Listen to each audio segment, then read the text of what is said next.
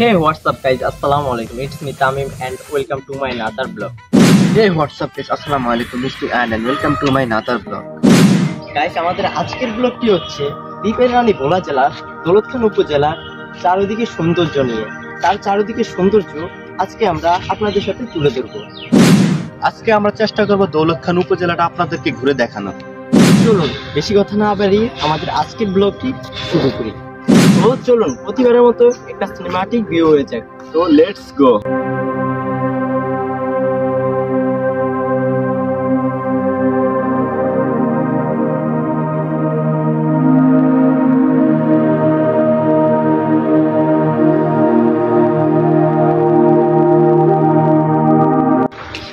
দৌলতখান উপজেলা বাংলাদেশের বৃহত্তম প্রাচীন বঙ্গীয় বহদ্বীপ ভোলা জেলার অন্তর্ভুক্ত একটি উপজেলা। এটি ভোলা জেলার আদি উদ্ভূমি। এখানেই দ্বীপ রানী ভোলার প্রথম জনপদ গড়ে ওঠে। সেতুতত্ত্ব সেনাপতি শাহবাজকার দুঃসাহসী সামন্ত সেনা দৌলত খান নাম অনুসারে এই উপজেলাটির নামকরণ করা হয় দৌলত খান।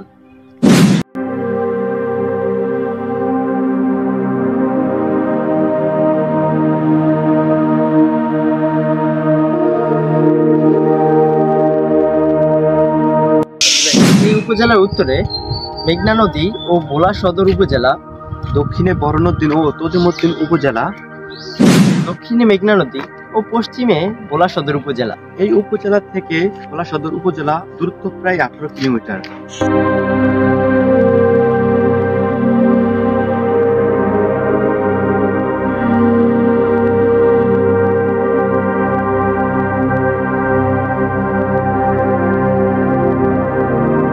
একসময় দৌলতখান ছিল ভোলার প্রাণ কেন্দ্র। 100 বছর পূর্বে এখানে স্থানীয় হয়েছে মহা কর্মসদর।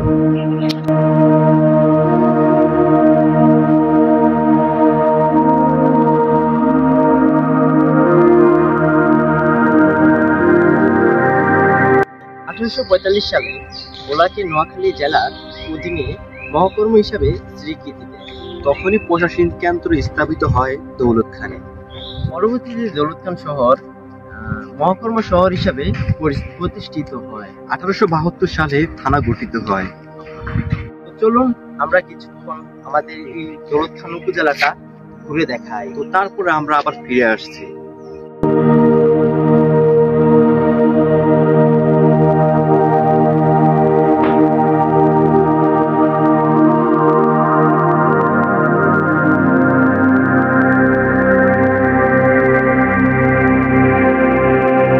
সো গাইস, আপনাদেরকে উপজেলার কিছুটা অংশ দেখিয়ে এখন আমরা আপনাদেরকে উপজেলার বাকিটা তথ্য জানাবো। 1983 সালে থানাকে উপজেলায় রূপান্তরিত করা হয় এবং 1998 সালে নাগরিক সুবিধা প্রদানের উদ্দেশ্যে দৌলতখান পৌরসভা স্থাপিত হলে এ শহর পৌর শহরে মর্যাদা লাভ করে।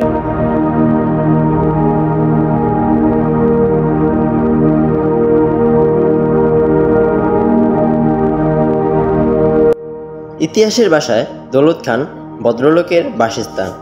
উত্তাল মেঘনার গহ্বরে বিলীন হয়ে সংকুচিত হতে হতে এই উপজেলার বর্তমান আয়তন 316.93 বর্গ কিলোমিটার।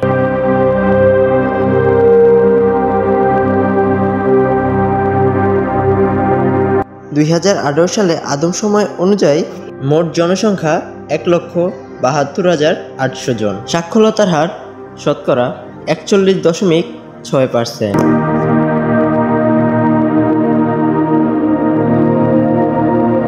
বর্তমানে এই উপজেলায় 2টি কলেজ, 21টি মাধ্যমিক বিদ্যালয়, 99টি প্রাথমিক বিদ্যালয়, 3টি কিন্ডারগার্টেন এবং 28টি মাদ্রাসা রয়েছে।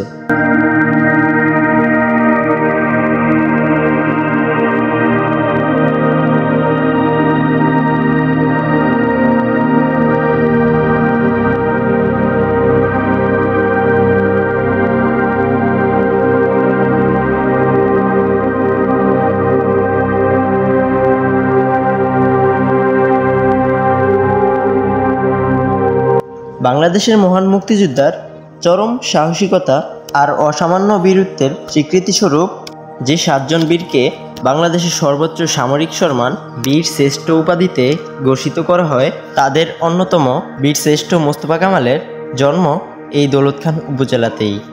সবকিছু মিলিয়ে ঐতিহ্যবাহী ইতিহাসমণ্ডিত আজও টিকে আছে ভোলা জেলার আদিনিবাস দৌলতখান উপজেলা উত্তাল মেঘনা অনবরত ভাঙনের সাথে পাঞ্জা লড়ে আজও টিকে আছে সময়বাহী। তো গাইস, আমাদের দৌলতখান উপজেলায় একটা মসজিদ স্থাপিত হয়েছে। এখন আমরা সেই মসজিদতেই অবস্থান করতেছি। তো আপনাদেরকে ফুল মসজিদটি আমরা দেখাবো এখন।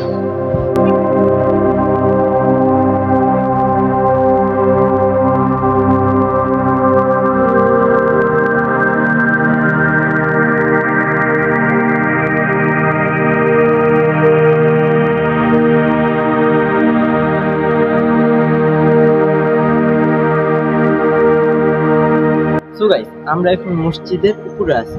মসজিদের এই সাইডটা আমাদের কাছে অনেক ভালো লাগে, কারণ এখানে দাঁড়ালে প্রকৃতির হাওয়া বাতাস এবং সৌন্দর্য আমরা দেখতে পাই। সো গাইস, আমাদের আজকের ব্লগটি ছিল এই পর্যন্তই। আশা করি সবার কাছে ভালো লেগেছে। যদি ভালো লেগে থাকে তাহলে একটা লাইক এবং সাবস্ক্রাইব করে আমাদের পাশে থাকবেন এবং কমেন্ট করে জানিয়ে দেবেন আপনার মতামত। সো গাইস, আমাদের আজকের ব্লগের উপজেলা পার্ট 1 আজকে আমরা দিলাম। যদি আপনারা পার্ট 2 চান তাহলে অবশ্যই কমেন্ট করে জানিয়ে দিবেন এবং এই ভিডিওতে ভালো রেসপন্স পাইলে আমরাই আপনাদেরকে পার্ট 2 দিয়ে দিব। তো আমাদের আজকের ভিডিওটি ছিল এই পর্যন্তই। দেখা হবে খুব শীঘ্রই নতুন কোনো ব্লগে। ততক্ষণ পর্যন্ত সবাই ভালো থাকবেন, সুস্থ থাকবেন। আল্লাহ হাফেজ।